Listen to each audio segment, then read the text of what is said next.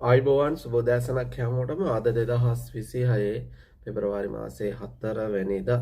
ඉතින් අද දවසේ කරන කියන වැඩ කටයුතු සර්ව ප්‍රකාරයෙන්ම සාර්ථක වෙන්න කියලා ප්‍රාර්ථනා කරනවා මුලින්ම. ඉතින් පෙබරවාරි 4 කිව්වට පස්සේ ලංකාවට නිදහස ලැබිලා අවුරුදු 78ක් ගත වෙලා. නිදහස්ද? ඉතින් කොහෙටද ඉන්න කට්ටියට ඊයේ අයිස් එහෙම වැටුණාද? සමහරක් පැතිවලට නම් වැස්සේ නැහැ, සමහර පැතිවල දුන්න ඇති වෙන්න නේ. අපි ඉන්න පැත්තටත් එච්චර වැස්සේ නැහැ හැබැයි සමහරක් පැතිවලට දුන්න අයිස් එකෙන් වැටුණා නේද? ඉතින් කොහොමද? හොඳින් ඉන්නවද? නිදහස් දවසේ අපි නිදහස්ද? හදවතින්ම ශ්‍රී ලංකාවට ආදරෙයි. මගේ රට ලස්සනයි, සුන්දර සිරිබරිනි, සුරඳි අති සෝභමාන ලංකා. එහෙමනේ ජාතික ගීයක් තියෙන්නේ නේ. කෑවේ කවුද මේක? කමෙන්ට් එකක් දාගෙන යන්න. ඉතින් අද දවසේ මිල ගණන් බලමු. ඉතින් ඩොලරේ ගැනුම් මිල අඩු වෙනවා රුපියල් 305යි 794යි. විකුණුම් මිල රුපියල් 312යි 768යි. අන්තර්ජාලයේ සටහන් මිල රුපියල් 308යි 751යි. ඩුබයි දිරහම් එක රුපියල් 84ක්. ඔමාන් රියාල් එක රුපියල් 801ක්.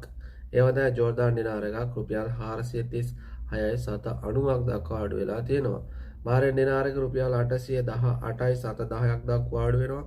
කටාර් රියාල් එක රුපියල් 84යි 770ක් දක්වා අඩු වෙලා තියෙනවා. අද කුවේට් දිනාර එක රුපියල් 998 රුපියල් 1000 වගේ මිල ගණන් සටහන් වෙනවා. අන්තර්ජාලයේ රුපියල් 1004ක් හැටියට තමයි සටහන් වෙන්නේ. මැලේසියානු රින්ගිට් එකක් රුපියල් 78යි 760යි. රොමේනියානු ලිවි එකක් රුපියල් 71යි 790යි. සයිප්‍රස් යුරෝ එකක මිල රුපියල් 364යි 784යි. සිංගප්පූරු ඩොලර් එකක් රුපියල් 242යි 777යි. ඒ වගේ තමයි අද ජපාන් යෙන් එක රුපියල් 798ක් වගේම ඊශ්‍රායල් ශකල් එක රුපියල් 99යි 780ක් හැටියට වාර්තා වෙනවා. ඉතින් අද දවසේ මිල ගණන් අඩු වෙලා තියෙනවා.